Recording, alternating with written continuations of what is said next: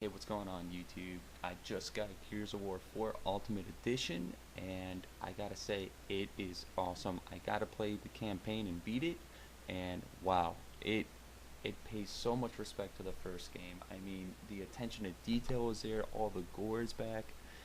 So this game comes with this awesome limited edition case with obviously the disc inside, as well as a digital download for the season pass, allowing for all the maps and all the Gears of War's digital download as well. And of course, you have a couple stickers here and there. So without further ado, let's get started with the gameplay. Alright, so just a reminder, there may be potential spoilers in this video, so please be aware there may be potential spoilers.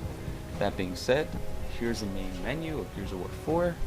Closely resembles Gears of War 3 in the fact that you can pretty much select all the different game modes very quickly, whereas in Gears of War 1 and 2 it'd be a long loading screen. Here we can see the customization of each different character you have, as well as each weapon that you get to use on multiplayer and in horde mode. That means you can add skins to pretty much any weapon you pick up. It looks normal when you're about to pick it up, but then it suddenly changes, which is actually pretty cool. It keeps things fresh. And of course, here we have Gridlock. As always, a tradition in Gears of War to keep remaking this. And I gotta say, it looks better than ever. I mean, at 60 frames per second, you can't beat it. Now, Gears of War 4, the movement is very fluid. It's kind of like a hybrid between Gears of War 2 and 3, but more so tuned towards Gears of War 2. You're not as stuck on cover as you would be in Gears of War 3. As you can see right there, you can just ever so slightly move from cover to cover a bit easier. So Gears of War 1 actually came out in 2006, and pretty much 10 years later you have this whole new game. It resembles the first one. And what I gotta say is, Gears of War, just the entire franchise, has revolutionized the feeling of the characters not feeling hollow in video games, if that makes sense.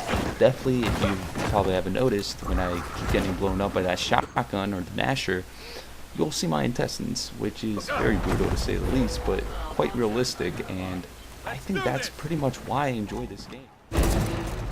All this attention to detail, even like the signs and the vines, the tiles, everything. The little sparks right there. Let's see what we can see with this bloody battle real quick. Boom, see? If I wanted to look down that person's neck, I'm pretty sure I would see a spine. So, if you've never played Gears of War before, yeah, this game is very brutal. Not really sure what you can compare it to. Definitely no Call of Duty, stuff like that.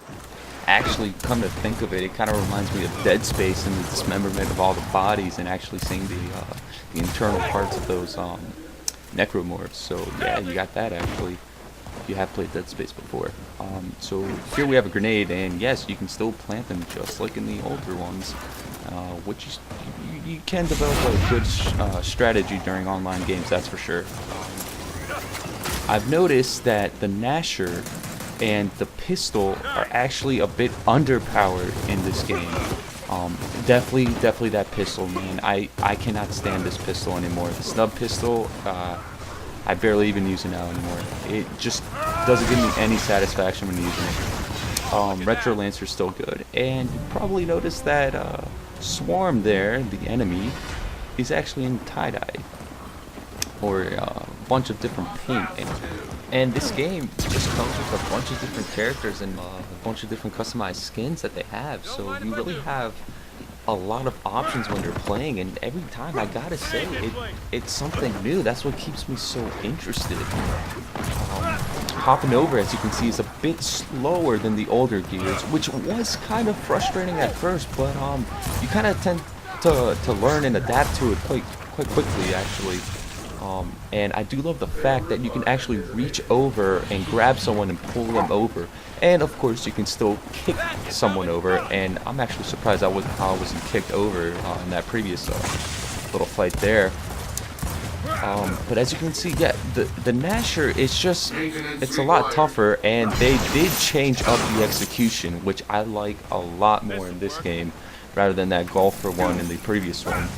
Now we have the torque bow, and the torque bow, something about it, it's just not as satisfying anymore. You don't hear that awesome puncture sound as it used to have, and it seems to charge up slightly quicker than the older one, which I gotta say is a little cheap when you're using it. I'm not gonna lie. I'm not a big fan of the torque bow in this game specifically.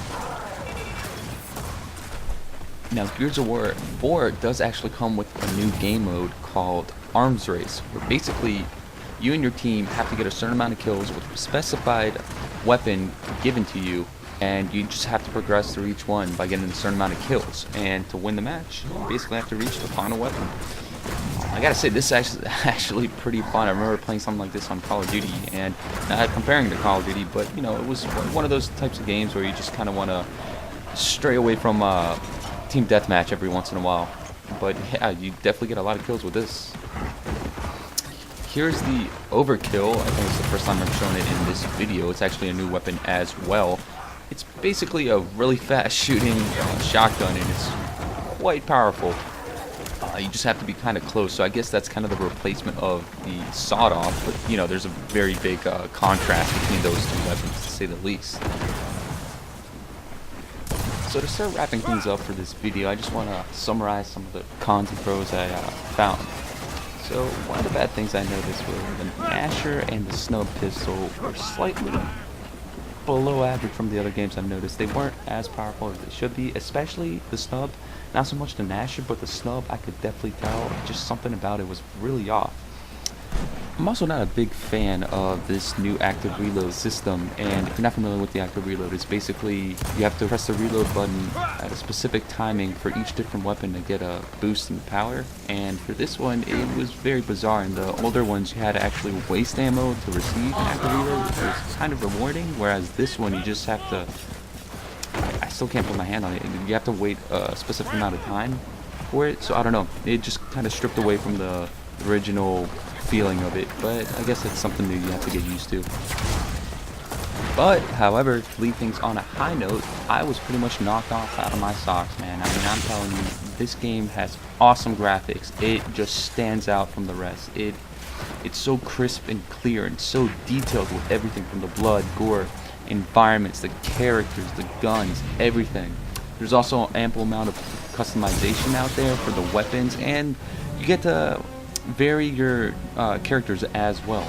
There's also a nice variety of new weapons, to say the least, and you know, that's a great way to keep things new and fresh. And lastly, the mechanics are very, very smooth. I think they finally perfected this, and I have no complaints there whatsoever, except for the Gears of War 3 dance, and I know all the Gears of War fans out there know what I'm talking about.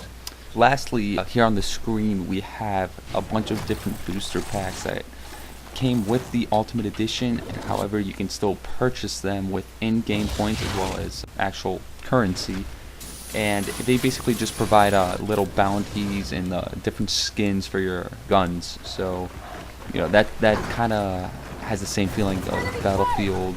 The newer games, I think, are all catching up on this new trend, so it seems very common to do. Alright fellas, well, thanks for watching my video. I hope you guys actually enjoyed it and learned a little thing or two about Gears of War 4, and if you haven't bought it already, I highly recommend you do so, whether you're a Gears of War fan or a newcomer to this series. You will not be disappointed, and it will complement your Xbox One very well. Thanks for watching, guys, and see you around soon.